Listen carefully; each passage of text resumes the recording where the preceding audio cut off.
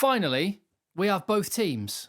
We've been waiting patiently for a good couple of days now for Argentina. I mean, it's more the fact that South Africa are incredible at getting their team out early. I love the Tuesday team announcements. Thank you, South Africa, for that.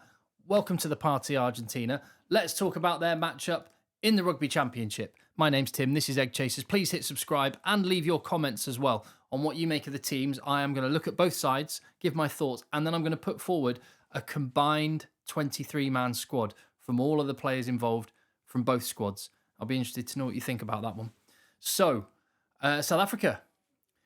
It's a very fun-looking team, isn't it? The big takeaways from this, South Africa have selected a fly half at fly half.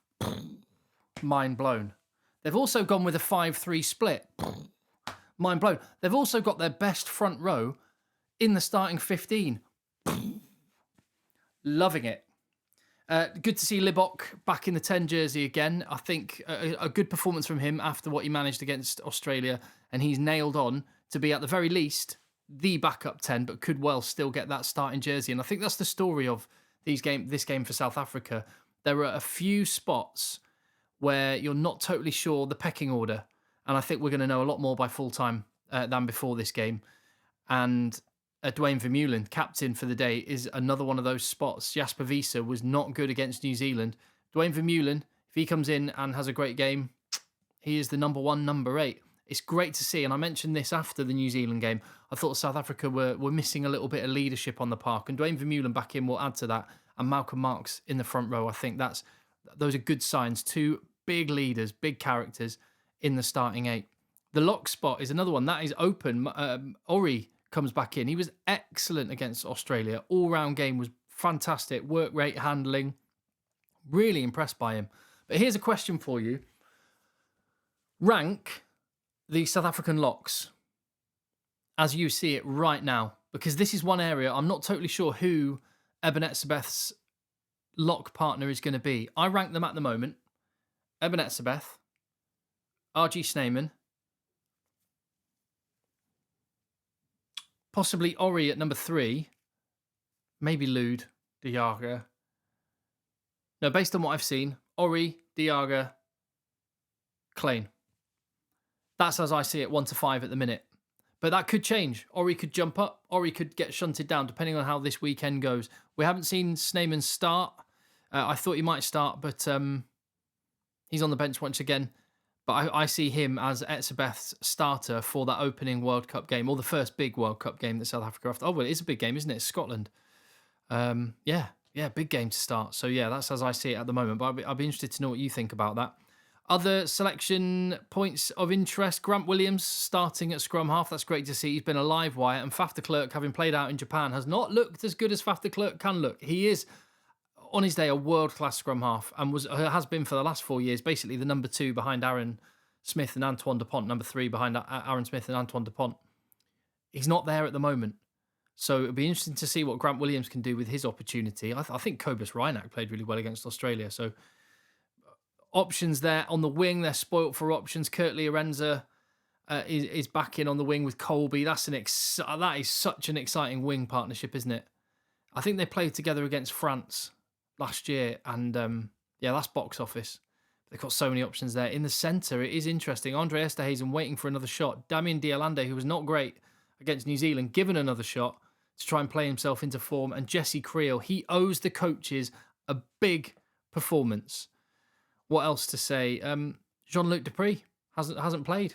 I think I live in Manchester, so I'll be seeing Jean-Luc Dupree in my neck of the woods before long, I think.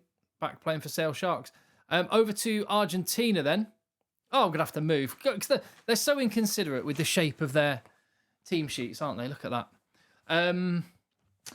What to say about Argentina? I think this is going to be a long, long afternoon in Johannesburg for them. Quite a few changes in the back line. No Emiliano Buffelli at fullback, but Juan Cruz Malia comes in. Juan Imhoff into the back 3 as well. Those are 2 exciting runners. But it's a little bit like Australia against New Zealand, that they're coming without a kind of recognised 85% goal kicker. So I think they're just going to come and play ball. I'm not sure how that's going to work for them, though. Chocobares in a centre for De La Fuente.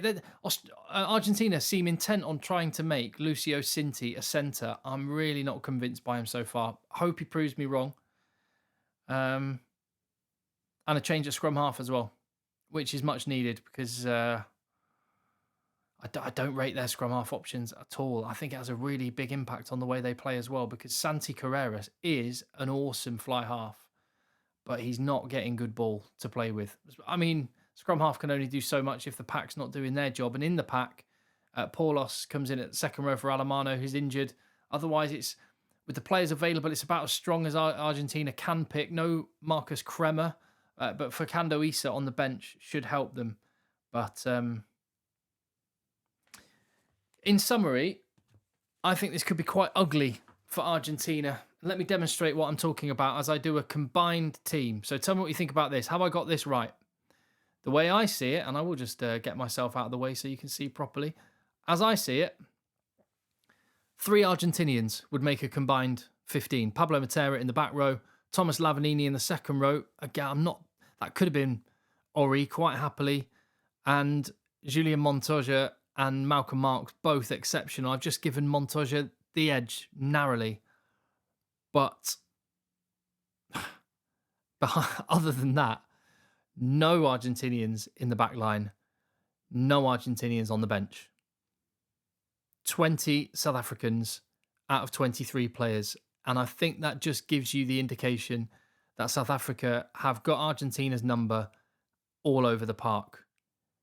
I think that what that means is Michael Cheika and his team have got to come up with a plan that's going to work specifically against South Africa. And what can you do against South Africa? Well, they've got gas out wide. Admittedly, South Africa have too, but I think it's absolutely incumbent on Argentina to move South Africa's big forwards around, make them hit the deck and get back up again. So they've got to keep the ball in play, not kick to touch, which is what New Zealand did brilliantly against South Africa. They didn't let the ball go out of play, made it a lung-busting game, and those massive South African men ran out of gas, certainly in the first 40, 45 minutes. And I think that's Argentina's only hope. They've got to keep the ball for phase after phase after phase, keep the ball on the park. The only problem with that is that one of Argentina's strengths is their set piece and driving maul. So I can only see this going one way, and quite handily for South Africa as well. I'm going to say South Africa by 3 scores, maybe more. 3, maybe 4 scores. There we go. I wish it was. I was looking at it more optimistically, but in Johannesburg, that's how I see it. Do you agree? Let me know. Leave your comments. Hit subscribe. I'll see you on the next video.